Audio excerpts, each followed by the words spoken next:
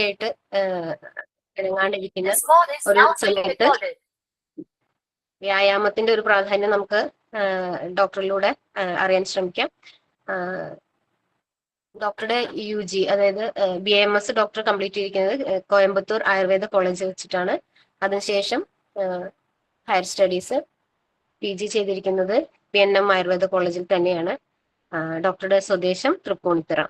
പിന്നെ ഒപ്പം ഡോക്ടർ കേരള ആയുർവേദ വൈദ്യം എന്ന മാഗസിന്റെ സബ് എഡിറ്റർ കൂടിയാണ്. നമുക്ക് ഏറ്റവും അനുയോജ്യമായ ഒരു വ്യക്തിയാണ് ഈ ഒരു വിഷയം കൈകാര്യം ചെയ്തിട്ട് നമുക്ക് ലഭിച്ചിട്ടുള്ളത്. ഡോക്ടറെ ഹൃദയപൂർവ്വം സ്വാഗതം ചെയ്യുന്നു. ഓരോരുത്തരെയും ഈ ഒരു ക്ലാസ്സിലേക്ക് സ്വാഗതം ചെയ്തുകൊണ്ട് നിർത്തുന്നു. And over to you doctor Saranya. Thank you Arya doctor. ആദ്യമായി ഇങ്ങനൊരു ക്ലാസ് എടുക്കാൻ അവസരം തന്നതിന് AMI തൃശ്ശൂർ വനിതാ കമ്മിറ്റിയോടും അതിന്റെ ഭാരവാഹികളോടും നന്ദി അറിയിച്ചുകൊള്ളുന്നു. അപ്പൊ ഇന്നത്തെ എന്റെ ടോപ്പിക് എന്ന് പറയുന്നത് ആരോഗ്യ പരിപാലനത്തിൽ വ്യായാമത്തിന്റെ പ്രാധാന്യം എന്നുള്ളതാണ്. നമുക്ക് തുടങ്ങാം അല്ലെ? PPT കാണാൻ പറ്റുന്നുണ്ടെന്ന് വിചാരിക്കുന്നു. Voice clear? ഓക്കെ. അപ്പൊ നമ്മള് മലയാളികളെ സംബന്ധിച്ചിടത്തോളം കേരളം എന്ന് പറയുന്നത് ദൈവത്തിന്റെ സ്വന്തം നാട് അല്ലെ. നമുക്ക് ഒരുപാട് അഭിമാനമുണ്ട് അല്ലെ മലയാളികളായിട്ട് കേരളത്തില് ജനിക്കുക, കേരളം നമ്മുടെ സ്വന്തം നാടായിട്ട് ഇവിടെ ജീവിക്കുക എന്നുള്ളത്. കാരണം മറ്റേത് സംസ്ഥാനത്തെ അല്ലെങ്കിൽ മറ്റേത് നാടിനെ നോക്കുമ്പോഴും കേരളത്തിനെ സംബന്ധിച്ച് അനുയോജ്യമായ ഒരു കാലാവസ്ഥയുള്ള ഒരു നാടാണ് കേരളം. ഒരുപാട് എക്സ്ട്രീം ആയിട്ടുള്ള ചൂടോ അല്ലെങ്കിൽ ഭയങ്കരമായിട്ടുള്ള തണുപ്പോ അല്ലാതെ നമ്മൾക്ക് സഹിക്കാൻ പറ്റുന്ന ഒരു കാലാവസ്ഥാ വ്യതിയാനമേ കേരളത്തിലുള്ളൂ. അതിന്റെ കൂടെ തന്നെ ശുദ്ധമായ വെള്ളം, ഇത്രയും ശുദ്ധമായിട്ടുള്ള വെള്ളം കേരളത്തിന് പുറത്ത് എവിടെയും നമുക്ക് കിട്ടില്ല എന്ന് ഉറപ്പാണ്. അപ്പം അങ്ങനെയുള്ള ശുദ്ധമായ വെള്ളം, പിന്നെന്താ ഹരിതാഭം അല്ലെ, എത്രയും പച്ചപ്പ് നിറഞ്ഞൊരു നാട്. അതിന്റെ കൂടെ തന്നെ ഒരുപാട് നമ്മൾക്ക് അഭിമാനമുള്ള ഒരുപാട് കലകളും സംസ്കാരങ്ങളും ഒക്കെയുള്ള ഒരു നാടാണ് കേരളം. ഇങ്ങനെയുള്ള ഒരു കേരളത്തില് പണ്ടത്തിൽ നിന്നും ഇന്നത്തേക്കുള്ള മാറ്റം നമ്മൾ നോക്കിക്കഴിഞ്ഞാൽ, പണ്ടത്തെ വീടുകളിൽ നിന്ന് ഇന്ന് നമ്മൾ ഫ്ലാറ്റുകളിലേക്ക് മാറി. പണ്ടത്തെ വീടുകൾ എന്ന് പറയുമ്പം ഓടിട്ട വീടാണ്, പലതും ചാണകം മെഴുകിയ തറയും ചുണ്ണാമ്പ് പൂശിയ ഭിത്തികളും ഒക്കെ ആയിട്ട് കാലാവസ്ഥയ്ക്കനുസരിച്ച് നമുക്ക് പ്രകൃതിയോട് കുറച്ചും കൂടി ഇണങ്ങി ജീവിക്കാൻ പറ്റുന്ന രീതിയിലുള്ള നിലവറകളും അങ്ങനെ ഒരുപാട് കാര്യങ്ങളോട് കൂടിയിട്ടുള്ള വീടുകളായിരുന്നു. അത് മാത്രമല്ല അതിന് ചുറ്റും നിറയെ പറമ്പുകളും മിറ്റവും ഒക്കെ ഉണ്ടായിരുന്നു. അതിന് നമ്മളിപ്പം മാറിയിരിക്കുന്ന ഒരു സ്ഥിതി എന്ന് പറഞ്ഞാൽ നമ്മൾ താമസിക്കുന്നതൊക്കെ 1 BHK അല്ലെങ്കിൽ 2 BHK അപ്പാർട്ട്മെന്റ്സ് ആണ്. ഇത് തന്നെ നമ്മുടെ ജീവിതശൈലിക്ക് ഒരുപാട് മാറ്റം വരുത്തിയിട്ടുണ്ട്. കാരണം വീടുകളിൽ എന്ന് പറഞ്ഞു കഴിഞ്ഞാൽ നമുക്ക് മിറ്റം മതി, മിറ്റം അടിച്ച് വരുമ്പോൾ തന്നെ ഏകദേശം ഒരു ടൈപ്പ് ഓഫ് എക്സസൈസ് ആയി. അത്രയും മിറ്റം ഉണ്ടായിരുന്ന ഒരു നാട്. അതുപോലെ തന്നെ നമ്മുടെ വീടുകൾക്ക് ചുറ്റും പറമ്പുകൾ ഉണ്ടാകുമ്പോൾ പറമ്പിൽ കൂടി നടക്കുക, തൊടിയിലൂടെ നടക്കുക, തേങ്ങ പെറുക്കുക, മടൽ പെറുക്കുക, അങ്ങനെ പറമ്പിൽ കൂടി നടക്കുക, അങ്ങനെയുള്ള കുറച്ച് വ്യായാമങ്ങളൊക്കെ നമ്മുടെ ജീവിത ശൈലിയുടെ കൂടെ തന്നെ ദിനചര്യയായിട്ട് തന്നെ നമുക്ക് ഉണ്ടായിരുന്ന ഒരു കാലമായിരുന്നു. അതൊന്നും നമ്മൾ തികച്ചും ഒരു മുഴുവനായിട്ടും നമ്മളൊരു റൂമിനകത്തേക്ക് ഒതുങ്ങിക്കൂടുന്ന രീതിയിലേക്ക് അപ്പാർട്ട്മെന്റുകളും ഫ്ലാറ്റുകളുമായിട്ട് മാറിയപ്പോൾ നമ്മുടെ ശരീരത്തിന്റെ ഒരു ഫിസിക്കൽ ആക്ടിവിറ്റി എന്നുള്ളത് വളരെയധികം കുറഞ്ഞിട്ടുണ്ട്. ഇതൊരു വലിയൊരു മാറ്റമാണ് ശരിക്കും പറഞ്ഞത്. പിന്നീട് ഉണ്ടായൊരു മാറ്റമാണ് നമ്മളുടെ മാൻ പവർ എന്നുള്ളതിൽ നിന്നും മെഷീനുകളിലേക്ക് മാറിയത് അല്ലെ. ജോലി സ്ഥലങ്ങളിലാണെങ്കിലും ഈവൻ വീടുകളിലാണെങ്കിലും നമ്മുടെ പണ്ടത്തെ അമ്മിക്കല്ലും ആട്ടുകല്ലും ഒക്കെ മാറി ഗ്രൈൻഡറും മിക്സിയും ഒക്കെ ആയി, വാഷിംഗ് മെഷീനായി. ജോലി സ്ഥലത്താണെങ്കിലും കുറേ കൂടി മെക്കനൈസ്ഡ് ആയി കാര്യം. ഇങ്ങനെ ജോലി സ്ഥലങ്ങളിൽ കൂടി കംപ്ലീറ്റ് ആയിട്ട് മെഷീൻസ് വന്നപ്പോൾ നമ്മൾക്ക് മാൻ പവർ തീരെ ഉപയോഗിക്കേണ്ടാത്ത ഒരു സന്ദർഭത്തിലേക്കാണ് നമ്മൾ എത്തിച്ചേർന്നത്.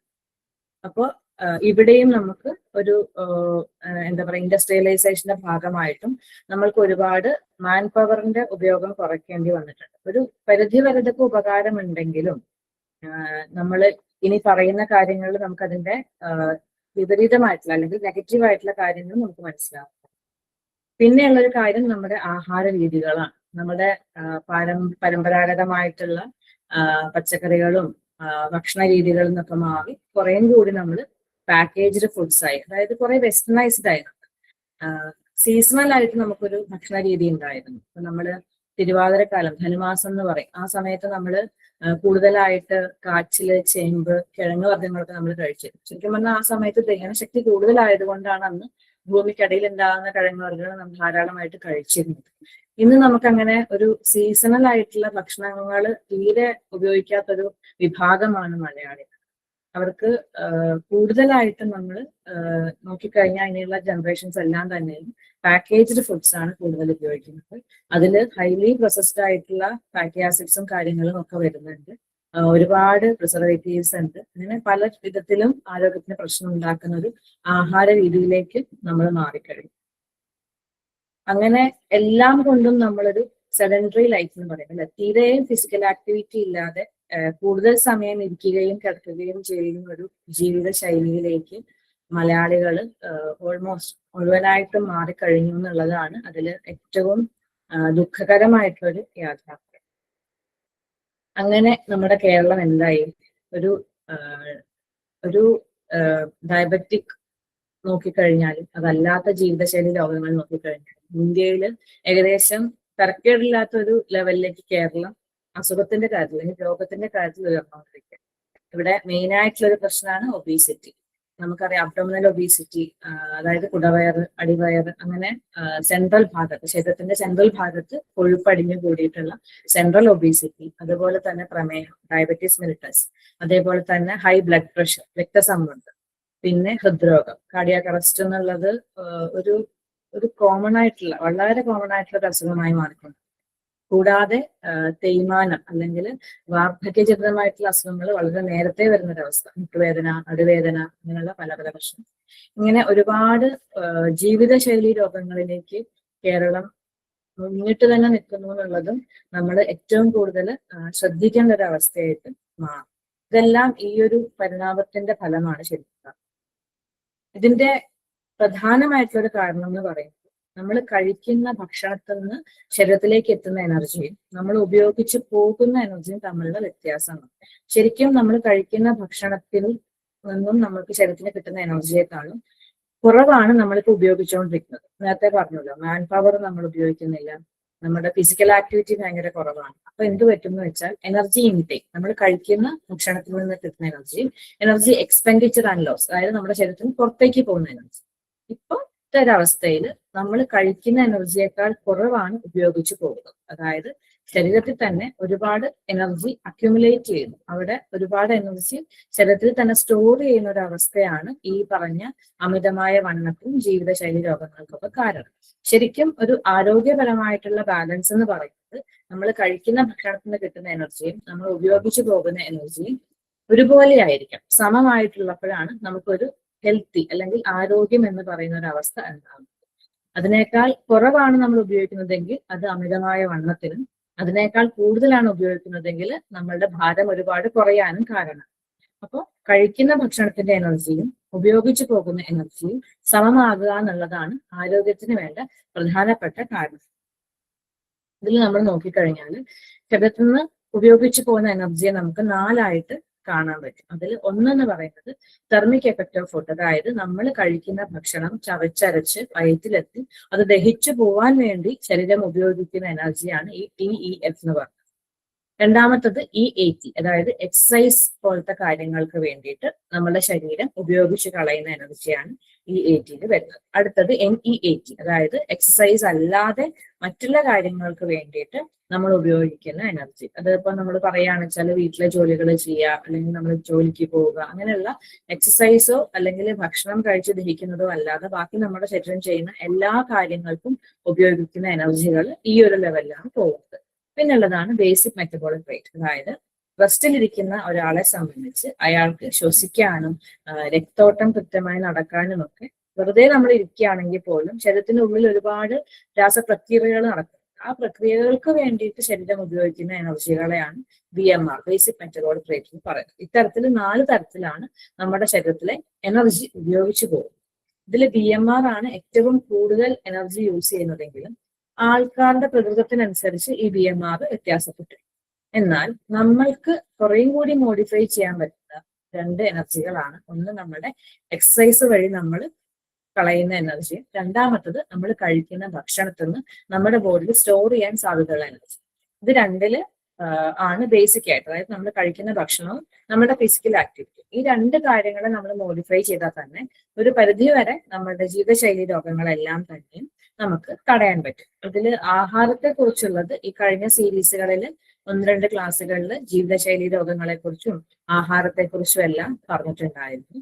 അപ്പോൾ ഇന്ന് നമ്മൾ പറയുന്നത് ബേസിക് ആയിട്ട് ഫിസിക്കൽ ആക്ടിവിറ്റിയെ കുറിച്ചാണ്, അതായത് നമ്മുടെ ശരീരത്തിന്റെ കായികമായിട്ടുള്ള ആക്ടിവിറ്റിയെ കുറിച്ച്. ഫിസിക്കൽ ആക്ടിവിറ്റി എന്ന് പറയുന്നത് നമ്മുടെ ശരീരത്തിലെ മസിലുകൾ ഉപയോഗിച്ച്, സ്കെലിറ്റൽ മസിലുകൾ, കയ്യിന്റെയും കാലിന്റെയും ഒക്കെ മസിലുകൾ ഉപയോഗിച്ച് നമ്മൾ എന്ത് പ്രവൃത്തി ചെയ്താലും, അതായത് എനർജി ഉപയോഗിച്ചുകൊണ്ട്, നമ്മുടെ ശരീരത്തിൽ സ്റ്റോർ ചെയ്തിട്ടുള്ള എനർജി ഉപയോഗിച്ചുകൊണ്ട് നമ്മൾ എന്ത് പ്രവർത്തനങ്ങൾ ചെയ്താലും അതിനെയാണ് നമ്മൾ ഫിസിക്കൽ ആക്ടിവിറ്റി എന്ന് പറയുന്നത്. അപ്പൊ ഈ ഫിസിക്കൽ ആക്ടിവിറ്റിയെ ബേസ് ചെയ്തിട്ടാണ് നമ്മൾ ഒരു സെഡൻഡറി ലൈഫാണോ അതോ ഫിസിക്കലി ആക്റ്റീവ് ലൈഫാണോ എന്ന് നമ്മൾ പ്രധാനമായിട്ടും നിശ്ചയിക്കുന്നത്. ഈ ഫിസിക്കൽ ആക്ടിവിറ്റി 4 തരത്തിലുണ്ട്. 1 ലെഷർ ടൈമിൽ ചെയ്യുന്നത്, 2 ഹോമിൽ നമ്മുടെ വീട്ടിലെ കാര്യങ്ങൾക്ക് വേണ്ടി ചെയ്യുന്നത്, 3 നമ്മുടെ വർക്ക് അല്ലെങ്കിൽ സ്കൂൾ ആയിട്ട് ബന്ധപ്പെട്ട് ചെയ്യുന്നത്, 4 നമ്മുടെ യാത്രകൾക്ക് വേണ്ടി ചെയ്യുന്നത്. അപ്പോൾ നമ്മൾ ലെഷർ ടൈമിൽ ചെയ്യുന്ന ഫിസിക്കൽ ആക്ടിവിറ്റി എന്ന് പറയുന്നതിൽ നമ്മൾ നടക്കുക, ഓടുക, ഡാൻസ് കളിക്കുക, അല്ലെങ്കിൽ സൈക്ലിംഗ് ചെയ്യുക, ഇങ്ങനത്തെ കാര്യങ്ങളെല്ലാം തന്നെ നമുക്ക് ലെഷർ ടൈം ആക്ടിവിറ്റി ആയിട്ട് കാണാൻ പറ്റും. രണ്ടാമത്തത് ഹോം, അതായത് വീട്ടിലെ കാര്യങ്ങൾക്ക്, ഫാമിലി കാര്യങ്ങൾക്ക് വേണ്ടിയിട്ട് നമ്മൾ വർക്ക് ചെയ്യുക അല്ലെങ്കിൽ നമ്മുടെ ബോഡി മൂവ് ചെയ്യുന്നതിനാണ് ഹോം ലെവലിൽ നമ്മൾ ഡൊമൈൻ പറയുന്നത്. ഇപ്പൊ നമ്മൾ വീട് ക്ലീൻ ചെയ്യുക, പാത്രം കഴുകുക, കുക്ക് ചെയ്യുക, അങ്ങനെ വീട്ടിലെ കാര്യങ്ങളെല്ലാം നമുക്ക് ഹോം ഡൊമൈനിൽ പെടുത്താം. മൂന്നാമത്തതാണ് വർക്ക് ആൻഡ് സ്കൂൾ, അതായത് നമ്മൾ ജോലിക്ക് വേണ്ടിയിട്ട് നമ്മൾ നമ്മുടെ ശരീരം ഉപയോഗിച്ച് പ്രവർത്തിക്കുന്നതിന്, അതേപോലെ തന്നെ സ്കൂളിൽ നമ്മൾ പഠിക്കാൻ പോവുക, എഴുതുക, വായിക്കുക, അങ്ങനത്തെ എല്ലാ കാര്യങ്ങളെയും നമുക്ക് ഈ വർക്ക് ആൻഡ് സ്കൂളിന്റെ അണ്ടറിൽ നമുക്ക് കാണാൻ പറ്റും. നാലാമത്തതാണ് ട്രാൻസ്പോർട്ടേഷൻ, അതായത് ഒരു സ്ഥലത്ത് നിന്ന് മറ്റൊരു സ്ഥലത്തേക്ക് നമ്മൾ യാത്ര ചെയ്യുക എന്നുള്ളതാണ് ട്രാൻസ്പോർട്ടേഷൻ. ഇങ്ങനെ 4 തരത്തിലാണ് നമ്മളുടെ ഒരു വ്യക്തിയെ സംബന്ധിച്ച് അയാളുടെ ജീവിതത്തിൽ ഈ 4 തരത്തിലായിരിക്കും നമ്മുടെ ഫിസിക്കൽ ആക്ടിവിറ്റി ഉള്ളത്. ഇതിനകത്ത് എക്സസൈസ് എന്ന് പറയുന്നത് ഈ ഫിസിക്കൽ ആക്ടിവിറ്റിയുടെ ഒരു സബ് കാറ്റഗറി, അതായത് അതിന്റെ ഒരു വിഭാഗം തന്നെയാണ്. പക്ഷെ എക്സസൈസിനെ എങ്ങനെയാണ് നമ്മൾ കാണുന്നതെന്ന് വെച്ച് കഴിഞ്ഞാൽ അതൊരു പ്ലാൻഡ് ആണ്. നമ്മൾ എന്ത് ചെയ്യണം എന്ന് കൃത്യമായ പ്ലാനിങ്ങോട് ചെയ്യുന്ന ഒരു ആക്ടിവിറ്റിയാണ് എക്സസൈസ് എന്ന് പറയുന്നത്. അതിനൊരു സ്ട്രക്ചർ ഉണ്ടാവും, അതായത് നമ്മൾ എങ്ങനെ ചെയ്യണമെന്ന് കൃത്യമായിട്ടുള്ള ധാരണയോട് കൂടി മാത്രം ചെയ്യുന്നതാണ് എക്സസൈസ്. അത് മാത്രമല്ല, അത് റെപ്പറ്റേറ്റീവ് ആണ്, അതായത് നമ്മൾ ഒരേ സാധനം തന്നെ നമ്മൾ വീണ്ടും വീണ്ടും ആ ആക്ഷൻ ചെയ്തുകൊണ്ടേയിരിക്കും. അതാണ് റെപ്പറ്റേറ്റീവ് എന്ന് പറയുന്നത്. നമ്മൾ ഡെയിലി ചെയ്യും ഈ എക്സസൈസ്. അപ്പം ഇങ്ങനെ പ്ലാൻ ചെയ്ത് വളരെ കൃത്യമായ ഒരു ഇൻസ്ട്രക്ഷനോട് കൂടി ഡെയിലി ഇത്ര ടൈം നമ്മൾ ചെയ്യുന്നതിനെയാണ് എക്സസൈസ് എന്ന് പറയുന്നത്. ഇതിനൊരു പർപ്പസ് ഉണ്ട്. നമ്മൾ ഹെൽത്ത് ഇംപ്രൂവ് ചെയ്യാൻ വേണ്ടി, നമ്മുടെ ഒരു ആരോഗ്യം ഇംപ്രൂവ് ചെയ്യാൻ വേണ്ടിയിട്ടോ, അല്ലെങ്കിൽ നമുക്ക് നിലവിലുള്ള എന്തെങ്കിലും ആരോഗ്യ പ്രശ്നങ്ങളിൽ നിന്നും കുറച്ചും കൂടി ബെറ്റർ ആവാൻ വേണ്ടിയിട്ടോ നമ്മൾ ചെയ്യുന്ന ഫിസിക്കൽ ആക്ടിവിറ്റിയാണ് എക്സസൈസ് എന്ന് പറയുന്നത്. ഇത് കൂടുതലും നമ്മൾ ലെഷർ ടൈമിൽ ചെയ്യുന്നത്, അതായത് നമ്മളുടെ ജോലിയായിട്ടോ വീടുമായിട്ടോ ഒന്നും ബന്ധപ്പെട്ടല്ലാതെ, നമ്മുടെ യാത്രയുമായിട്ടും ഒന്നും ബന്ധപ്പെട്ടല്ലാതെ നമ്മൾ ചെയ്യുന്ന, ആരോഗ്യം വീണ്ടെടുക്കണം എന്നുള്ള ഉദ്ദേശത്തോടു കൂടി കൃത്യമായ ഇൻസ്ട്രക്ഷനോട് കൂടി ചെയ്യുന്ന ഒരു ഫിസിക്കൽ ആക്ടിവിറ്റിനെയാണ് നമ്മൾ എക്സസൈസ് എന്ന് പറയുന്നത്. ഈ എക്സസൈസുകൾ 4 വിധത്തിലുണ്ട്. Endurance exercise, flexibility, balance, strength. അതായത് നമ്മൾ എന്തിനു വേണ്ടിയിട്ടാണോ ഈ എക്സസൈസ് ചെയ്യുന്നത് അതിന്റെ ബേസിലാണ് ഇതിനെ ബേസിക്കലി 4 ആയിട്ട് തിരിച്ചിരിക്കുന്നത്. നമ്മളുടെ ഹാർട്ടിന്റെ ഫംഗ്ഷനും ശ്വാസകോശത്തിന്റെ ഫംഗ്ഷനും ഹൃദയത്തിന്റെ ഫംഗ്ഷനും നമ്മുടെ രക്തയോട്ടം ഇങ്ങനെയുള്ള കാര്യങ്ങളെയൊക്കെ നന്നാക്കാൻ വേണ്ടിയിട്ട് നമ്മൾ ചെയ്യുന്ന ടൈപ്പ് ഓഫ് എക്സസൈസുകളാണ് എൻഡുറൻസ് എക്സസൈസ് എന്ന് പറയുന്നത്. പിന്നെയുള്ളത് നമ്മളുടെ ബോഡിക്ക് കുറച്ചും കൂടി ഫ്ലെക്സിബിലിറ്റി കിട്ടാൻ, അതായത് നമ്മൾ പറയില്ലേ അതായത് നമ്മൾ കുനിയ, നിലത്ത് എന്തെങ്കിലും കിടക്കുന്നു, കുനിഞ്ഞെടുക്കാൻ നേരത്തെ നമുക്ക് ഭയങ്കരമായിട്ട് നടുവിന് പിടുത്തം വരിക, അല്ലെങ്കിൽ കയ്യിന്റെയും കാലിന്റെയും ഒന്നും സന്ധികൾ വേണ്ട വിധത്തിൽ മടങ്ങുന്ന നിവരെയും ചെയ്യാതിരിക്കുക. അതിന് പകരം അതിനെ കുറച്ചും കൂടി ഈസി ആയിട്ട് നമുക്ക് കുറച്ചും കൂടി എളുപ്പത്തിൽ മൂവ്മെന്റ്സ് ഉണ്ടാവാൻ വേണ്ടിയിട്ട് ചെയ്യുന്നതാണ് ഫ്ലെക്സിബിലിറ്റി എക്സസൈസ് എന്ന് പറയുന്നത്. ബാലൻസ് എന്ന് പറയുന്നത് നമ്മുടെ ശരീരത്തിന് നമ്മൾക്ക് തന്നെ ഒരു കൃത്യമായ നിയന്ത്രണം ഉണ്ടാക്കാൻ വേണ്ടി ചെയ്യുന്ന എക്സസൈസുകളാണ് ബാലൻസ് എക്സസൈസ് എന്ന് പറയുന്നത്. പിന്നെ ഉള്ളത് നമ്മൾ മസിൽ സ്ട്രെങ്ത്തുകളൊക്കെ കുറച്ചും കൂടി ഇംപ്രൂവ് ചെയ്യാൻ വേണ്ടി നമ്മൾ ചെയ്യുന്നതാണ് സ്ട്രെങ്ത് എക്സസൈസ്. ഇത് ഓരോന്നും നമുക്ക് നോക്കാം. ആദ്യത്തേത് നമ്മൾ പറഞ്ഞിരുന്നു എൻഡുറൻസ് എക്സസൈസ്. ഇതിന്റെ വേറൊരു പേരാണ് എയറോബിക് അല്ലെങ്കിൽ കാർഡിയോ എക്സസൈസ് എന്ന് പറയുന്നത്. ഈ എയറോബിക് അല്ലെങ്കിൽ കാർഡിയോ എക്സസൈസുകൾ എന്ന് പറയുന്നത് വാക്കിംഗ്, നമ്മൾ നടക്കാൻ പോവുക, രാവിലെ നടക്കാൻ പോകുന്ന ആൾക്കാരില്ലേ, വാക്കിംഗ് അതിലൊരു പ്രധാനപ്പെട്ട ഒരു എക്സാമ്പിൾ ആണ്. അതേപോലെ തന്നെ റണ്ണിങ്, ഓടുക, രാവിലെ ഓടാൻ പോകുന്നവരുണ്ടാവും, നീന്താൻ പോകുന്നത്, സൈക്ലിംഗ് ചെയ്യുക, ഡാൻസിങ്, ഇതെല്ലാം വന്നിട്ട് എയറോബിക് എക്സസൈസുകളാണ്. ഇത് ശരിക്കും പറഞ്ഞാൽ നമ്മുടെ ഹൃദയത്തിനെയും ശ്വാസകോശത്തിന്റെയും ഒക്കെ പ്രവർത്തനത്തിന് കുറേയും കൂടി നന്നാവാൻ വേണ്ടിയിട്ട് ഹെൽപ്പ് ചെയ്യുന്നതാണ് ഈ എക്സസൈസുകളെല്ലാം. അടുത്തതെന്ന് പറയുന്നത് strength training exercise. Strength training exercise എന്ന് പറയുന്നത് നമ്മളുടെ മസിലിന്റെ സ്ട്രെങ്ത് ഇംപ്രൂവ് ചെയ്യാൻ വേണ്ടിയിട്ടുള്ളതാണ് ഈ ഒരു സ്ട്രെങ്ത് ട്രെയിനിങ് എക്സസൈസ് എന്ന് പറയുന്നത്. ഇതിൽ വരുന്നതാണ് വെയിറ്റ് ലിഫ്റ്റിങ്, പുഷപ്സ്, സ്ക്വാറ്റ്സ് ഒക്കെ. ഇതൊക്കെ ചെയ്യുമ്പോൾ നമ്മുടെ ഓരോരോ മസിൽസ് ഇംപ്രൂവ് ചെയ്യും. ഇപ്പൊ ഏത് ടൈപ്പ് ഓഫ് എക്സസൈസ് ആണോ ചെയ്യുന്നത് അതിനനുസരിച്ച് നമ്മളുടെ മസിലിന്റെ ബലം കൂടി ഇംപ്രൂവ് ചെയ്യുന്നതാണ് ഈ ഒരു സ്ട്രെങ്ത് ട്രെയിനിങ് എക്സസൈസ് എന്ന് പറയുന്നത്. അടുത്ത ടൈപ്പാണ് ഫ്ലെക്സിബിലിറ്റി ടൈപ്പ്. ഫ്ലെക്സിബിലിറ്റി ടൈപ്പ് എന്ന് പറയുന്നത് ഞാൻ നേരത്തെ പറഞ്ഞ പോലെ തന്നെ എല്ലാ ജോയിന്റ്സിന്റെ മൂവ്മെന്റ്സ്, നമ്മളുടെ സന്ധികളുടെ മൂവ്മെന്റ്സ് ഒക്കെ ഇംപ്രൂവ് ചെയ്യാൻ വേണ്ടി ചെയ്യുന്നതാണ് ഈ ഫ്ലെക്സിബിലിറ്റി എക്സസൈസ് എന്ന് പറയുന്നത്. ഇതിൽ വരുന്നതാണ് യോഗ, അതേപോലെ തന്നെ സ്റ്റാറ്റിക് സ്ട്രെച്ച്, അതായത് ഏതെങ്കിലും ഒരു പൊസിഷനിൽ ഇരുന്നിട്ട് നമ്മൾ ആ ഒരു മസിലിന്റെ സ്ട്രെച്ച് നമ്മൾ ഫീൽ ചെയ്യാൻ പറയില്ലേ, ആ രീതിയിൽ സ്ട്രെച്ചിങ് ചെയ്യുന്നതൊക്കെ ഈ ഫ്ലെക്സിബിലിറ്റിക്ക് ഹെൽപ്പ് ചെയ്യും. അതുപോലെ തന്നെ ഇത്തരത്തിലുള്ള എക്സസൈസുകൾ നമ്മളുടെ എല്ലാ ജോയിന്റ്സിന്റെയും റേഞ്ച് ഓഫ് മൂവ്മെന്റ്സ്, അതായത് മുട്ടാണെങ്കിൽ മുട്ട് മടക്കുക, നിവർത്തുക, അങ്ങനെ ഒരു ജോയിന്റിന് എന്തൊക്കെ മൂവ്മെന്റ്സ് പറയുന്നുണ്ടോ ആ മൂവ്മെന്റ്സിനെ ഒക്കെ കുറച്ചും കൂടി നന്നായിട്ട് ചെയ്യാൻ സഹായിക്കുന്നതാണ് ഈ ഫ്ലെക്സിബിലിറ്റി എക്സസൈസുകൾ. ഇതൊക്കെയാണ് നമുക്ക് ശരിക്കും പറഞ്ഞു കഴിഞ്ഞാൽ ഒരു ഏജ് ആയി തുടങ്ങുമ്പോൾ നമുക്ക് സന്ധിവാതം പോലത്തെ അസുഖങ്ങൾ, തേയ്മാനം, എല്ലുകളുടെ തേയ്മാനം മൂലമൊക്കെ നമുക്ക് ജോയിന്റ്സ് മൂവ് ചെയ്യാൻ പറ്റാത്തൊരു ബുദ്ധിമുട്ട് വരാതിരിക്കാൻ നമ്മളെ സഹായിക്കുന്ന എക്സസൈസുകളാണ് ഇത്. ഇത്തരത്തിലുള്ള എക്സസൈസുകൾ ചെയ്യുമ്പോൾ നമുക്ക് ശരിക്കും പറഞ്ഞു കഴിഞ്ഞാൽ ജോയിന്റ്സിന്റെ ഹെൽത്ത് ഇംപ്രൂവ് ചെയ്യും. അങ്ങനെ ഇംപ്രൂവ് ചെയ്യുന്നത് വഴി നമ്മൾക്ക് തേയ്മാനം തേയ്മാനം കൊണ്ടുണ്ടാവുന്ന ബുദ്ധിമുട്ടുകളെയൊക്കെ ഒഴിവാക്കാൻ ശരിക്കും പറഞ്ഞാൽ സഹായിക്കും. പിന്നെ ഉള്ളത് ബാലൻസ് എക്സസൈസ് എന്ന് പറയുന്നത്. ബാലൻസ് എക്സസൈസ് ശരിക്കും പറഞ്ഞു കഴിഞ്ഞാൽ നല്ല ഏജ് ആയി തുടങ്ങും. നമുക്കറിയാം ഒരു 60 വയസ്സിനൊക്കെ മുകളിലാവുന്ന ആൾക്കാരെ സംബന്ധിച്ചിടത്തോളം അവർ നടക്കുമ്പോൾ വീഴാൻ പോവുക എന്നുള്ളതൊക്കെ അവരുടെ ഭയങ്കരമായിട്ടുള്ള ഒരു ബുദ്ധിമുട്ടാണ് അല്ലെ. അപ്പൊ അത്തരത്തില് വാർദ്ധക്യ സഹജമായിട്ടുള്ള അസുഖങ്ങൾ കൊണ്ട് വീഴുന്നതിനെ ഒക്കെ തടയാനായിട്ട് ഈ ബാലൻസ് എക്സസൈസുകൾ സഹായിക്കും. അതിന് നമ്മൾ ശരിക്കും പറഞ്ഞാൽ ഒറ്റക്കാലിൽ നിൽക്കുക, അതേപോലെ തന്നെ പുറകോട്ട് നടക്കുക, സൈഡിലേക്ക് നടക്കുക, കാലിന്റെ ഉപ്പൂറ്റി കുത്തി നടക്കുക, ആ രീതിയിൽ നമ്മൾ പലതരത്തിൽ ബോഡിയുടെ ബാലൻസിങ് ഇംപ്രൂവ് ചെയ്യാൻ വേണ്ടി ചെയ്യുന്ന എക്സസൈസുകളാണ് ഈ പറഞ്ഞ ബാലൻസ് എക്സസൈസ് എന്ന് പറയുന്നത്. ഇത് നമ്മൾക്ക് ഒരു ഏജ് ആയി തുടങ്ങുന്നവർക്ക് ചെയ്തു കഴിഞ്ഞാൽ വളരെയധികം ഹെൽപ്പ് ചെയ്യും അവരെ. ഈ പറഞ്ഞ പോലെ ഏജ് ആയിട്ട് നടക്കാൻ തുടങ്ങുമ്പോൾ അല്ലെങ്കിൽ നടക്കുമ്പോൾ വീഴാൻ പോകുന്ന ബുദ്ധിമുട്ടുകളിൽ നിന്നൊക്കെ ഒരു പരിധിവരെ ഒഴിവാക്കാം. ഇനി ഈ പറഞ്ഞ എല്ലാ എക്സസൈസുകളെയും WHO റെക്കമെൻഡേഷൻ പ്രകാരം ഏജ് വൈസ് ഇതിനെ തിരിച്ചിട്ടുണ്ട്. അതായത് 5 വയസ്സ് മുതൽ 17 വയസ്സ് വരെയുള്ള വ്യക്തികളെ സംബന്ധിച്ച് അല്ലെങ്കിൽ കുട്ടികൾ അല്ലെ, അവരെ സംബന്ധിച്ച് ആവറേജ് ഒരു ദിവസം 60 മിനിറ്റ് വരെയെങ്കിലും നമ്മൾ ഇങ്ങനത്തെ ഫിസിക്കൽ ആക്ടിവിറ്റികൾ ചെയ്യണം എന്നാണ് പറയുന്നത് ഒരു ദിവസം. അത് തന്നെ മോഡറേറ്റ് ആയിട്ട് ചെയ്യാമെന്ന് പറയുന്നുണ്ട്. ഇതിൽ തന്നെ ആഴ്ചയിൽ 3 ദിവസമെങ്കിലും മസിൽ സ്ട്രെങ്തനിങ് ആയിട്ടുള്ള എക്സസൈസുകൾ ചെയ്യണമെന്ന് പറയുന്നത്. ഇനി 18 വയസ്സ് മുതൽ 64 വയസ്സ് വരെയുള്ള വിഭാഗക്കാരാണെങ്കിൽ ഏകദേശം 150 മിനിറ്റ് മുതൽ 300 മിനിറ്റ് വരെയാണ് ഈ പറഞ്ഞ മോഡറേറ്റ് ആയിട്ടുള്ള ആക്ടിവിറ്റികൾ ചെയ്യേണ്ടത്. അവരാഴ്ചയിൽ 2 ദിവസം മസിൽ സ്ട്രെങ്തനിങ് എക്സസൈസുകൾ ചെയ്യാമെന്ന് പറയുന്നത്. പിന്നെയുള്ളത് 64 വയസ്സിന് മുകളിലുള്ള ആൾക്കാർ. 64 വയസ്സിന് മുകളിലുള്ളവരെ സംബന്ധിച്ചിടത്തോളം ആഴ്ചയിൽ 2 ദിവസം മസിൽ സ്ട്രെങ്തനിങ് എക്സസൈസുകളും ആഴ്ചയിൽ 3 ദിവസം, ബാക്കിയുള്ള 3 ദിവസം മൾട്ടി കമ്പോണന്റ് ആയിട്ടുള്ള എക്സസൈസുകൾ, അതായത് മിക്സ് ആയിട്ട് ഏതെങ്കിലും ഒരു കാറ്റഗറി അല്ലാതെ മിക്സ് ആയിട്ടുള്ള എക്സസൈസുകൾ ചെയ്യാമെന്ന് പറയും. ഇത് ശരിക്കും പറഞ്ഞാൽ എക്സസൈസ് മാത്രമല്ല, അവരുടെ ഇപ്പം 18 വയസ്സ് മുതൽ 64 വയസ്സ് വരെയുള്ളവരെ സംബന്ധിച്ചിടത്തോളം അവരുടെ ഫിസിക്കൽ ആക്ടിവിറ്റിയിൽ മൊത്തം 300 മിനിറ്റ് എന്നാണ് പറയുന്നത്. എക്സസൈസ് ഇത്ര നേരം ചെയ്യണമെന്നല്ല. അപ്പൊ നമുക്ക് നന്നായിട്ട് ഫിസിക്കൽ ആക്ടിവിറ്റി ഉള്ള ടൈപ്പ് ഓഫ് ജോബ് ഉള്ളവരാണെങ്കിൽ അവരതിനനുസരിച്ചുള്ള ടൈം എക്സസൈസിന് വേണ്ടി സ്പെൻഡ് ചെയ്യേണ്ട ആവശ്യവും. നമ്മൾ നേരത്തെ പറഞ്ഞ പോലെ തന്നെ നമ്മളുടെ ജീവിതശൈലിയും നമ്മളുടെ ജോലിയുടെ ഒരു ഇത് വെച്ചിട്ട്, അതായത് കണ്ടിന്യൂസ് ഇരുന്ന് ജോലി ചെയ്യുന്നവരാണെങ്കിൽ അവർ കുറേയും കൂടി എക്സസൈസിന് വേണ്ടി സമയം കണ്ടെത്തേണ്ടി വരും. അതേസമയം നമ്മുടെ ജോലിയുടെ സ്വഭാവം തന്നെ കുറെ നടക്കുകയും ഫിസിക്കൽ ആക്ടിവിറ്റിയും വരുന്നതാണെങ്കിൽ അവർക്ക് ഇത്രയും തന്നെ എക്സസൈസ് ചെയ്യേണ്ടി വരില്ല. ഇനി നമ്മൾ ഇത്രയും നേരം പറഞ്ഞത് ഒരു സ്ട്രക്ചേർഡ് ആയിട്ടുള്ള എക്സസൈസിനെ കുറിച്ചും അതിന്റെ റെക്കമെൻഡേഷൻസിനെ കുറിച്ചുമായിരുന്നു. ഇനി നമ്മൾ പറയാൻ പോകുന്നത് ഈ പറഞ്ഞ എക്സസൈസുകൾ എപ്പോൾ ചെയ്യണം, എങ്ങനെ ചെയ്യണം എന്നുള്ള കാര്യങ്ങളെ കുറിച്ചാണ്. ഇതിനെക്കുറിച്ച് കൃത്യമായിട്ട് തന്നെ നമുക്ക് ആയുർവേദത്തിൽ പറഞ്ഞിട്ടുണ്ട്.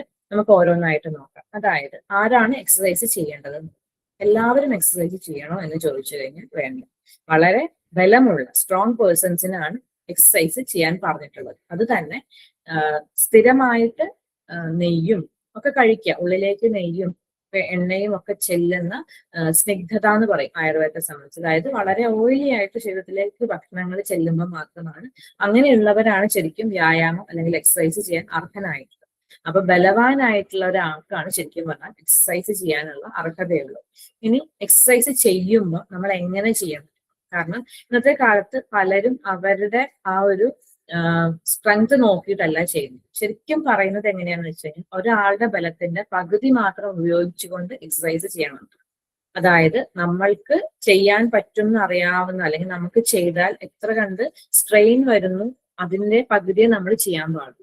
അതെങ്ങനെയാണ് നമ്മൾ അറിയുന്നത് എന്ന് വെച്ച് കഴിഞ്ഞാൽ നെറ്റിയിലും സന്ധികളിലും വിയർപ്പ് വരുന്നത് വരെ എന്നുള്ളതാണ് ഒരു ലക്ഷണം. അതായത് ഞാൻ എൻ്റെ പകുതി ബലം വരെ എക്സസൈസിന് വേണ്ടി ഉപയോഗിച്ചിട്ടുള്ളൂ എന്നുള്ളത് നമ്മൾ അറിയുന്നത് നമ്മുടെ നെറ്റിയിലും നമ്മുടെ സന്ധികളിലും വിയർപ്പ് പൊടിയുമ്പോഴാണ്. അതേപോലെ തന്നെ നമുക്ക് കിതയ്ക്കരുത്, അല്ലാതെ കിതയ്ക്കാൻ തുടങ്ങുന്നതാണ് പിന്നെയുള്ള ഒരു ലക്ഷ്യം. അതിൽ കൂടുതൽ നമ്മൾ ഒരുപാട് സ്ട്രെയിൻ എടുത്തുകൊണ്ട് എക്സസൈസ് ചെയ്യാൻ പാടില്ല എന്നുള്ളതാണ് ആയുർവേദം പറയുന്നത്. അതേപോലെ തന്നെ കൃത്യമായിട്ടുള്ള സീസണുകളും ആയുർവേദത്തിൽ പറയുന്നുണ്ട്. അതായത് തണുപ്പ് കാലവും ചൂടുകാലം തുടങ്ങുന്നതിന് മുന്നേ ഉള്ള, അതായത് spring season, winter and spring ആണ് ബേസിക് ആയിട്ട് വ്യായാമം ഈ പകുതി ശക്തി വരെയെങ്കിലും ചെയ്യാൻ പറയുന്നത്. അത് കഴിഞ്ഞ് ബാക്കിയുള്ള മഴക്കാലം ചൂടുകാലത്തൊക്കെ ശരിക്കും പറഞ്ഞു കഴിഞ്ഞാൽ വളരെ മിനിമമേ ചെയ്യാൻ പാടുള്ളൂ. അതായത് നമ്മുടെ ശരീരബലം കുറഞ്ഞിരിക്കുന്ന കാലാവസ്ഥകളിൽ ഇത്രയധികം സ്ട്രെയിൻ എടുത്ത് അല്ലെങ്കിൽ പകുതി ബലത്തിൽ പോലും വ്യായാമം ചെയ്യാൻ പാടില്ല എന്നുള്ളതാണ് ആയുർവേദം അനുശാസിക്കുന്നത്. പിന്നെ ഉള്ളത് നമ്മൾ എപ്പോ ചെയ്യണം എന്നുള്ളതാണ്. രാവിലെയാണ് ഏറ്റവും ഐഡിയൽ ആയിട്ടുള്ള ടൈം. നമ്മൾ പറയില്ലേ, പണ്ടുള്ളവരൊക്കെ സന്ധ്യ കഴിഞ്ഞു കഴിഞ്ഞാൽ ആഹാരം കഴിക്കില്ല, അല്ലെ? നമ്മുടെ ശരീരം ശരിക്കും പറഞ്ഞു കഴിഞ്ഞാൽ സൂര്യൻ ഉദിക്കുമ്പോൾ നമ്മളുടെ ദഹനവും ബലവും എല്ലാം ഉദിക്കും. സൂര്യൻ അസ്തമിച്ച് കഴിയുമ്പോൾ നമ്മുടെ ദഹനശക്തിയും കുറയും. അതുകൊണ്ടാണ് അങ്ങനെ ചെയ്തിരുന്നത്. അപ്പൊ അതുപോലെ തന്നെയാണ് നമ്മൾ സർക്കേഡിയൻ റിതം എന്ന് പറയുന്ന മോഡൽ. ആ ഒരു രീതി വെച്ച് നമ്മുടെ പ്രകൃതിയിൽ നമ്മളുമായിട്ടുള്ള ആ ഒരു സൈക്കിൾ അനുസരിച്ച് പറയുമ്പോൾ രാവിലെ വ്യായാമം ചെയ്യുകയാണ് ഏറ്റവും ഉത്തമം എന്ന് പറയുന്നത്. അത് കഴിഞ്ഞു കഴിഞ്ഞാൽ നമ്മൾ മൈൽഡായിട്ട് നമ്മുടെ ശരീരമൊക്കെ ഒന്ന് തടവി, മസിൽസ് ഒക്കെ ഒന്ന് തടവിയിട്ട് വേണം അത് അവസാനിപ്പിക്കാൻ വേണ്ടിയിട്ട്. പിന്നെ ഉള്ളതെന്ന് പറഞ്ഞു കഴിഞ്ഞാൽ എന്തൊക്കെയാണ് ഈ പറഞ്ഞ കൃത്യമായ വ്യായാമം കൊണ്ടുള്ള ഗുണങ്ങൾ എന്ന് പറഞ്ഞാൽ നമ്മുടെ ദഹനശക്തി നന്നായിട്ട് ഇമ്പ്രൂവ് ചെയ്യാൻ സഹായിക്കും. അതേപോലെ തന്നെ നമുക്ക് ഭയങ്കര ലൈറ്റ്നെസ് ഫീൽ ചെയ്യും, ലഘുത്വം ഫീൽ ചെയ്യും ശരീരത്തിൽ. അതേപോലെ തന്നെ അവിടെ ഇവിടെ അമിതമായിട്ട് അടിഞ്ഞിട്ടുള്ള കൊഴുപ്പുകൾ കുറയാൻ സഹായിക്കും. അതേപോലെ നമ്മൾക്ക് എനർജി നന്നായിട്ട്, നമുക്ക് ജോലി ചെയ്യാനൊക്കെയുള്ള ഒരു എന്തൂസിയാസം അല്ലെങ്കിൽ ആ ഒരു എനർജി നമുക്ക് ഫീൽ ചെയ്യും. അതേപോലെ ശരീരത്തിന് കോമ്പാക്ട്നെസ് നന്നായിട്ട് ഇമ്പ്രൂവ് ചെയ്യും. ഇത് നമ്മുടെ ഒരു പൂർവികര് മുതൽ നമ്മളുടെ ഒരു ഏഷ്യൻ സ്പെസിഫിക്, അതായത് ജീൻ, നമ്മുടെ ശരീരത്തിന്റെ ജീനിന്റെ ഒരു പ്രത്യേകത എന്ന് പറഞ്ഞു കഴിഞ്ഞാൽ ശരിക്കും ഹിസ്റ്ററിയിലൊക്കെ പറയും ഒരുപാട് ദാരിദ്ര്യം അനുഭവിച്ചത് കൊണ്ട് നമ്മുടെ ശരീരത്തിന് ജനറ്റിക്കലി സ്റ്റോർ ചെയ്യാനാണ് താല്പര്യം കൂടുതലെന്ന്. അപ്പം ഒരുപാട് അക്യൂമുലേറ്റ് ചെയ്യുക, അതായത് കൊഴുപ്പാണെങ്കിലും എനർജി ആണെങ്കിലും സൂക്ഷിച്ചു വെക്കുന്ന ഒരു പ്രകൃതമാണ് നമ്മുടെ ശരീരത്തിനുള്ളത്. അപ്പൊ നമ്മൾ ഈ ഫിസിക്കൽ ആക്ടിവിറ്റി ചെയ്യുമ്പോൾ, എക്സസൈസുകൾ ചെയ്യുമ്പോൾ ഈ സൂക്ഷിച്ചു വെച്ച് ആവശ്യമില്ലാതെ അടിഞ്ഞു കൂടിയിരിക്കുന്ന കൊഴുപ്പുകളെയും എനർജികളെയും ഒക്കെ ഉപയോഗിച്ച് പുറന്തള്ളപ്പെടുകയും അതുവഴി നമുക്ക് ഈ പറഞ്ഞ ജീവിതശൈലി രോഗങ്ങളെയൊക്കെ തടയാനും സഹായിക്കും. പിന്നെയുള്ളത് നമ്മൾ ഈ പറഞ്ഞ പ്രായമാവാറാവുമ്പോൾ നമ്മൾ ഈ ചെയ്യുന്ന ജോയിന്റ് എക്സസൈസുകളും ഫ്ലെക്സിബിലിറ്റി എക്സസൈസുകളും വഴി നമ്മൾക്ക് ശരിക്കും പറഞ്ഞു കഴിഞ്ഞാൽ ജോയിന്റ്സിന്റെ സപ്പോർട്ട് ചെയ്യുന്ന മസിലുകളെയും ലിഗമെന്റ്സിന്റെ ഒക്കെ ആരോഗ്യം നിലനിർത്താൻ സഹായിക്കുന്നത് വഴി നമുക്ക് മുട്ടിന്റെയും നട്ടലിന്റെയും ഒക്കെ ആരോഗ്യത്തെ വീണ്ടെടുക്കാൻ പറ്റും. അതാണ് ഇപ്പൊ ഒരുപാട് നമുക്കറിയാം ഈ മുട്ട് മാറ്റിവെക്കൽ ശസ്ത്രക്രിയകളും കാര്യങ്ങളും ഒക്കെ ഒരുപാട് കൂടുതലായിട്ട് നടക്കുന്നത്.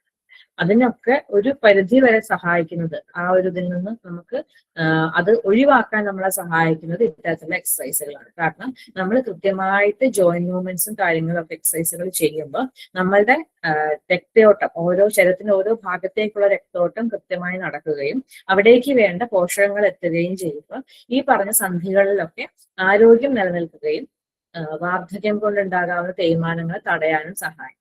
പിന്നെ നമ്മൾ ശ്രദ്ധിക്കേണ്ട ഒരു കാര്യം, ഇങ്ങനെയുള്ള വ്യായാമങ്ങൾ നമ്മൾ ചെയ്യുമ്പോൾ ഈ പറഞ്ഞ എന്തൊക്കെ നമ്മൾ ചെയ്യണം ഞാൻ നേരത്തെ പറഞ്ഞു. അതായത് ഒരുപാട് ഫിസിക്കൽ ആക്ടിവിറ്റി നമ്മുടെ ജോലിയുടെ സംബന്ധമായിട്ട് തന്നെയുള്ള ആൾക്കാരാണെങ്കിൽ നമ്മൾ ചെറിയ ചെറിയ ജോയിന്റ് മൂവ്മെന്റ്സ് മാത്രം നമുക്ക് ചെയ്യേണ്ടി വരുള്ളൂ.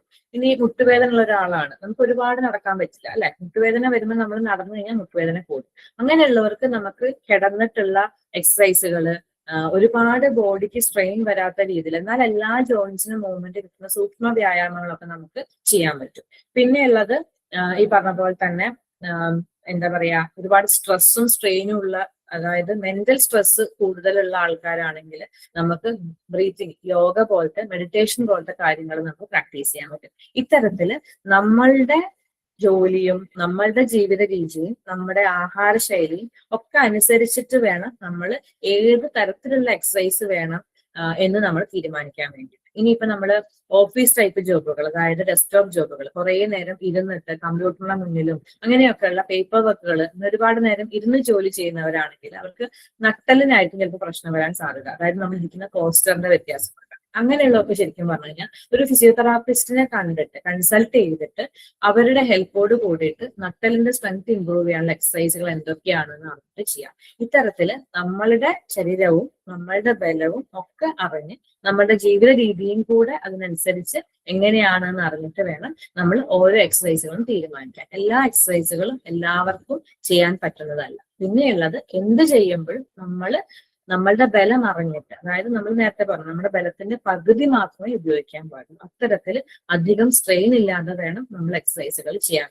എന്തിനാ അത് ചെയ്യണത്? നമ്മൾ നേരത്തെ പറഞ്ഞ ബോഡിയിൽ ഒരുപാട് സ്റ്റോർ ചെയ്തിട്ടുള്ള എനർജിയെ യൂട്ടിലൈസ് ചെയ്ത് കളയാൻ വേണ്ടിയിട്ട്, ജീവിതശൈലി രോഗങ്ങളെ തടയാൻ വേണ്ടിയിട്ടുമാണ്. അപ്പം നമ്മൾ ചെയ്യുന്ന എക്സസൈസുകൾ നമ്മൾക്ക് പറ്റിയതാണോ അല്ലയോ എന്ന് കൃത്യമായിട്ടുള്ള നിർദ്ദേശത്തോടു കൂടി മാത്രം നമ്മൾ എക്സസൈസുകൾ ചെയ്യാം.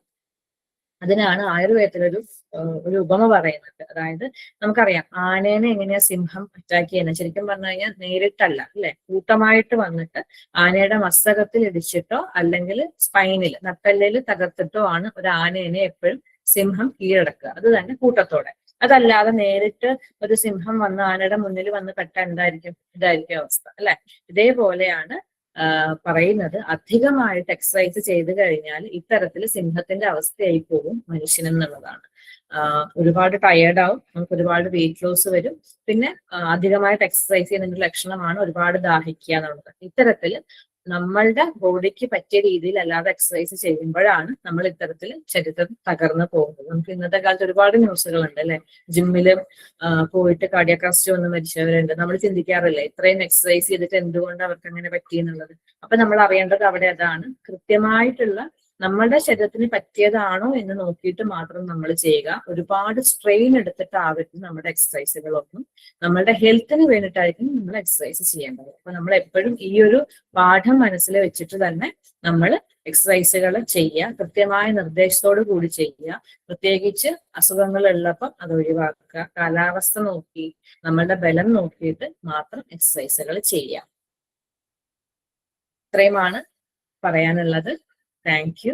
എന്തെങ്കിലും സംശയങ്ങൾ ഉണ്ടെങ്കിൽ ചോദിക്കാം.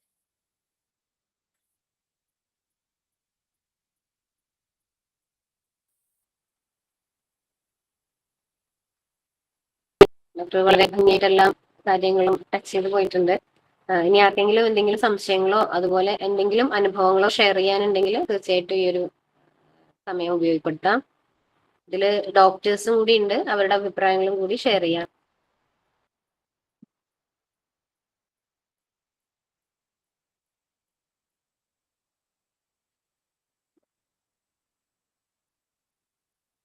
അൺമ്യൂട്ട് ചെയ്ത് ചോദിച്ചോളൂ കേട്ടോ. സംശയങ്ങളോ എന്തെങ്കിലും ഷെയർ ചെയ്യാനുണ്ടെങ്കിൽ തീർച്ചയായിട്ടും ചെയ്യാം. ഡോക്ടർ നമസ്കാരം. ഡോക്ടർ പറഞ്ഞോളൂ. നമ്മളിപ്പോ എക്സസൈസ് ചെയ്യുമ്പോൾ നമ്മുടെ ബലത്തിന്റെ പകുതി യൂസ് ചെയ്യണം. ഇപ്പൊ ഉദ്ദേശിക്കുന്നത് നമ്മുടെ വെയിറ്റിന്റെ പകുതി ആണോ?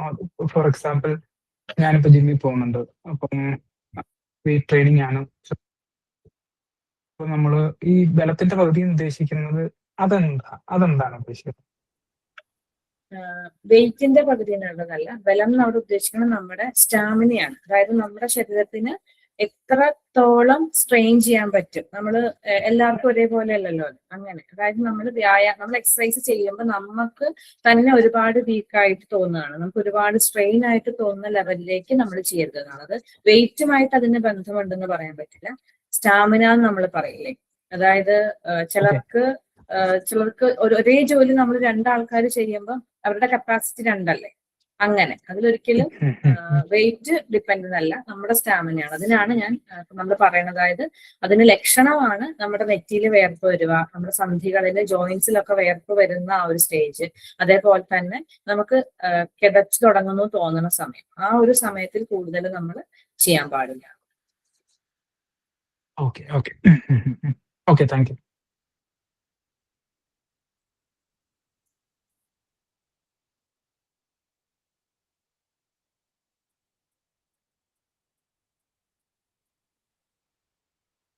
ഇനി ആരെങ്കിലും?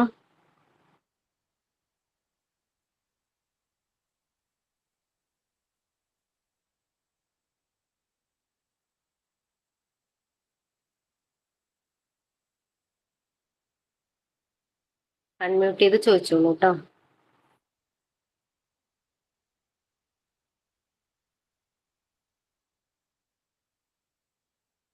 ഡോക്ടറെ, പ്രഗ്നൻസിയിലുള്ള വ്യായാമങ്ങളും കൂടി ഒന്ന് ഷെയർ ചെയ്യാമോ? അതുപോലെ സൂതിക, പ്രസവശേഷം ചെയ്യാവുന്ന യോഗ പോസ്റ്റർ, അങ്ങനെ എന്തെങ്കിലും ഒന്ന് പറഞ്ഞാൽ നന്നായിരിക്കും തോന്നുന്നു.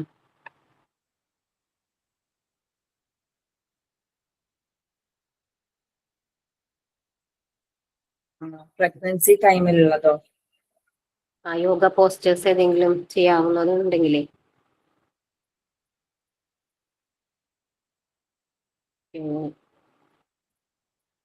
ശശാങ്കാസനൊക്കെ ചെയ്യാൻ പറ്റുന്നുണ്ടല്ലേ? ആ, അത് നമ്മൾ പൊതുവെ കോമൺ ആയിട്ട് നമ്മൾ പറയുമ്പോൾ അത് ശരിക്കും പറഞ്ഞാൽ എല്ലാവർക്കും ചെയ്യാൻ പറ്റണത് എന്നുള്ളത് ഇല്ലല്ലോ. അപ്പൊ ശരിക്കും പറഞ്ഞാൽ അതൊരു കൃത്യമായിട്ട് അതൊരു പ്രസൂതി ഡോക്ടറുടെ കൺസൾട്ടേഷനോട് കൂടിയിട്ട് ചെയ്യുന്നതായിരിക്കും നല്ലത് തോന്നുന്നു. അതുകൊണ്ടാണ് ഞാൻ അത് ഉൾപ്പെടുത്താഞ്ഞത്. കാരണം കോമൺ ആയിട്ട് ആൾക്കാരുടെ അടുത്തത് പറയുമ്പോൾ അത് ചിലപ്പോൾ എല്ലാവരും അത് പ്രാക്ടീസ് ചെയ്യാമെന്നുള്ളൊരു ഇതിലേക്ക് എത്തുന്നത്. ഞാൻ ആ ഒരു വിഭാഗം ഞാൻ ഉൾപ്പെടുത്താഞ്ഞത് അതുകൊണ്ടാണ്. പിന്നെ പ്രാണായാമം അല്ലെങ്കിൽ ജോയിന്റ് മൂവ്മെന്റ്സ് ഒക്കെ നമുക്ക് യോഗയുടെ ഒരു രീതിയിൽ ചെയ്യാൻ പറ്റുമായിരിക്കും അല്ലെ? കോമൺ ആയിട്ട് അത് നമുക്ക് ചെയ്യാം. അത് എല്ലാവർക്കും ചെയ്യാം. അതും ഈ പറഞ്ഞ പോലെ തന്നെ പ്രാണായാമം ഒക്കെ പലരും കൃത്യമായിട്ടുള്ള ഇൻസ്ട്രക്ഷൻ ഇല്ലാതെ ചെയ്യുമ്പോഴാണ് ഈ ബുദ്ധിമുട്ട് വരുന്നത്. അപ്പൊ അത് കൃത്യമായിട്ട് എപ്പോഴും അതൊരു നമ്മൾ ചെയ്യുന്നത് ശരിയല്ലേ എന്നുള്ളത് ഉറപ്പുവരുത്തിയിട്ട് തന്നെ ചെയ്യുക. അത് ശ്രദ്ധിക്കേണ്ട കാര്യമാണ്. പിന്നെ ജോയിന്റ് മൂവ്മെന്റ്സ് ആണെങ്കിലും പൊതുവെ നീർക്കെട്ട് വരുന്ന പ്രകൃതക്കാരാണെങ്കിൽ ആ വേദന ഉള്ള സമയത്ത് ചെയ്യാതിരിക്കുകയാണ് നല്ലത്. കാരണം പലരും നമ്മൾ കാണുന്നതാണ്, അതായത് ഒപില് പേഷ്യൻസ് വരുമ്പോൾ സ്ഥിരമായിട്ട് എക്സസൈസ് ചെയ്യുന്നവരായിരിക്കും, പക്ഷെ എന്തെങ്കിലും കാരണം കൊണ്ട് മുട്ടിനോ ഏതെങ്കിലും സന്ധിക്കോ നീർക്കെട്ട് വന്നു കഴിഞ്ഞാൽ ആ നീർക്കെട്ടുള്ള സമയത്ത് നമ്മൾ പരമാവധി എക്സസൈസ് ചെയ്യുന്നത് ഒഴിവാക്കുക നല്ലത്. കാരണം ഓൾറെഡി അവിടെ ഒരു നീർക്കെട്ടുള്ളപ്പം നമ്മൾ കൂടുതൽ സ്ട്രെയിൻ എടുത്തിട്ട് നമ്മൾ എക്സസൈസ് മൂവ്മെന്റ്സുകൾ ചെയ്യുമ്പോൾ നമ്മളുടെ മസിൽസിനുള്ള ഇഞ്ചുറി വരാനുള്ള സാധ്യത കൂടുതലാണ്. അപ്പം അങ്ങനെയുള്ള നീർക്കെട്ടോ കാര്യങ്ങളോ ഉണ്ടെന്നുണ്ടെങ്കിൽ അതിന് നമ്മൾ കൃത്യമായിട്ട് ലേപനങ്ങൾ ചെയ്തിട്ടോ മരുന്ന് കഴിച്ചിട്ടോ നീർക്കെട്ട് മാറിയതിന് ശേഷം മാത്രം എക്സസൈസുകൾ ചെയ്യുക. അതേപോലെ തന്നെ പ്രാണായാമത്തിന്റെ കേസിലാണെങ്കിലും ഈ കഫക്കെട്ടും റെസ്പിറേറ്ററി ഇൻഫെക്ഷൻസ് ഒക്കെ ഉള്ള സമയത്ത് ഭയങ്കര സ്ട്രെയിൻ എടുത്തിട്ട് ബ്രീത്തിങ് എക്സസൈസ് ചെയ്യാൻ ശ്രമിക്കുന്ന ആൾക്കാരുണ്ട്. അതൊക്കെ ശരിക്കും ഒഴിവാക്കിയിട്ട് മരുന്ന് കഴിക്കേണ്ട സമയത്ത് നമ്മൾ മരുന്ന് കഴിച്ചിട്ട് അത് ക്ലിയർ ചെയ്തിട്ട് വേണം നമ്മൾ ഇതൊക്കെ ചെയ്യാൻ വേണ്ടി. ഒരിക്കലും നമ്മൾ നമ്മുടെ ബോഡിനെ വേദനിപ്പിച്ചുകൊണ്ടാവരുത് എക്സസൈസ് ചെയ്യുന്നതും പ്രാണായാമം ചെയ്യുന്നതും. അത് ശ്രദ്ധിക്കേണ്ടത്. Thank you.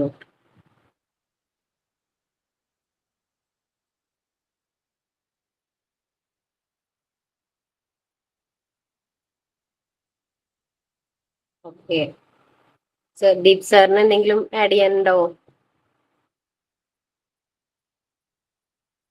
ഇതില് ദീപ് ഡോക്ടറെ കാണുന്നുണ്ട്. വേറെ സാർ പറയൂ. നമ്മുടെ ആയുർവേദ രീതി അനുസരിച്ചിട്ടേ നമ്മൾ എത്ര സമയം വരെ എക്സർസൈസ് ചെയ്യണം എന്നുള്ള ഒരു കാര്യം സൂചിപ്പിക്കുന്നുണ്ട്. അർദ്ധശക്തി എന്ന് പറഞ്ഞിട്ടുള്ള രീതിയിൽ വേർപ്പ് പൊടിയുന്നത് വരെ ഒരു മോഡറേറ്റ് ലെവലിലുള്ള എക്സർസൈസ് നമ്മളിൽ പറയുന്നുള്ളൂ എന്നുള്ളതാണ് അതിൻ്റെ ഒരു കാര്യം. ഇത് തന്നെ നമുക്ക് ഈ കാലാവസ്ഥ അനുസരിച്ച് നമുക്ക് തണുപ്പ് കാലത്താണെങ്കിൽ കുറച്ച് കൂടുതൽ നേരം എക്സർസൈസ് ചെയ്യണമെന്നും വേനൽക്കാലത്തൊക്കെ ആണെങ്കിൽ അധികം നേരം ചെയ്യണ്ട എന്നുള്ളതും അതിലർത്ഥം വരുന്നുണ്ട്. കാരണം എന്താ വെച്ചാൽ തണുപ്പ് കാലത്ത് ആ വേർപ്പ് പൊടിയാൻ കുറച്ച് കൂടുതൽ നേരം എക്സർസൈസ് ചെയ്താലേ പറ്റുള്ളൂ. വേനൽക്കാലത്താണെങ്കിൽ പെട്ടെന്നാവും. അപ്പൊ ആ ഒരു കാര്യമൊക്കെ ആയുർവേദത്തിന്റെ രീതി ഇപ്പൊ നമുക്കറിയാം, പലരും നടക്കാനൊക്കെ പോകുന്ന സമയം അല്ലെങ്കിൽ കൂടുതൽ ആൾക്കാർ എക്സർസൈസ് ചെയ്യുന്നതൊക്കെ നവംബർ, ഡിസംബർ, ജനുവരി, ഫെബ്രുവരി മാസങ്ങളിലായിരിക്കും. കാരണം മാർച്ചിനും തൊട്ടൊക്കെ ഭയങ്കര ചൂടായിരിക്കും കേരളത്തിനെ സംബന്ധിച്ച്. അപ്പൊ കുറച്ചധികം അത്രയധികം ചെയ്യേണ്ട കാര്യമില്ല. അത് ശരീരത്തിന് തളർച്ച ഉണ്ടാക്കും. കൂടുതൽ വ്യായാമം ചെയ്ത് കഴിഞ്ഞാൽ കാലാവസ്ഥ അനുസരിച്ച് തന്നെ ബുദ്ധിമുട്ടുണ്ട്. അപ്പൊ തണുപ്പ് കാലത്ത് കൂടുതൽ ചെയ്യാനും ചൂട് കാലത്ത് കുറച്ച് ചെയ്യാനൊക്കെ ആയുർവേദത്തിന്റെ രീതിയിൽ കൂടെ തന്നെ ഇങ്ങനെ പറയുന്നുണ്ട് എന്നുള്ളതാണ് ഞാൻ സൂചിപ്പിക്കാൻ ഉദ്ദേശിച്ചിട്ടുള്ളത്. നല്ല പ്രസന്റേഷൻ ആയിരുന്നു doctor Saranya. Congrats. Thank you sir. അതിന്റെ കൂടെ എനിക്ക് തോന്നുന്നു നമ്മൾ പിന്നൊരു കാര്യം കൂടെ പറയുന്നത് ഈ ഹൈപ്പർ ടെൻഷൻ, അതായത് രക്തസമ്മർദ്ദം, ഹൃദ്രോഗമുള്ള ആൾക്കാരൊക്കെ ഭയങ്കര റിസ്ക് വർക്ക് ചെയ്യുന്നത് പലപ്പോഴും നമ്മൾ കണ്ടിട്ടുണ്ട്. അപ്പൊ അത് ശരിക്കും പറഞ്ഞു കഴിഞ്ഞാൽ അവരുടെ ഹാർട്ടിന്റെ കപ്പാസിറ്റിയും ബ്ലഡ് വെസലിന്റെ ഒരു ഹെൽത്തും വെച്ച് നോക്കുമ്പോൾ ഈ പറഞ്ഞ പോലെ, സാർ നേരത്തെ പറഞ്ഞ പോലെ അർത്ഥശക്തിയുടെ മുകളിലേക്ക് അത് സ്ട്രെയിൻ ആകുമ്പോൾ അത് പിന്നീട് പല ആരോഗ്യ പ്രശ്നങ്ങളിലേക്ക് തന്നെ പോകാൻ സാധ്യത ഉണ്ട് എന്നുള്ളത് കൊണ്ട് തന്നെയാണ് ശരിക്കും പറഞ്ഞാൽ അവനവന്റെ സ്ട്രെങ്ത് എത്ര, കപ്പാസിറ്റി എത്ര നോക്കിയിട്ട് തന്നെ ചെയ്യണം എന്ന് പറയുന്നത് തോന്നുന്നു. അതും കൂടി ആഡ് ചെയ്യണം എന്ന് തോന്നുന്നു.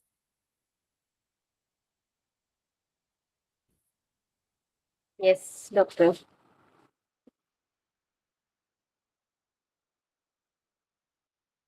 ഇനി ആർക്കും സംശയങ്ങളൊന്നും ഇല്ലാന്ന് വെച്ച് കഴിഞ്ഞാൽ നമുക്ക് പതുക്കെ വൈൻഡപ്പ് ചെയ്യാം. ഇനി ഉണ്ടെന്ന് വെച്ച് കഴിഞ്ഞാൽ അൺമ്യൂട്ട് ചെയ്യാം, ചോദിക്കാം.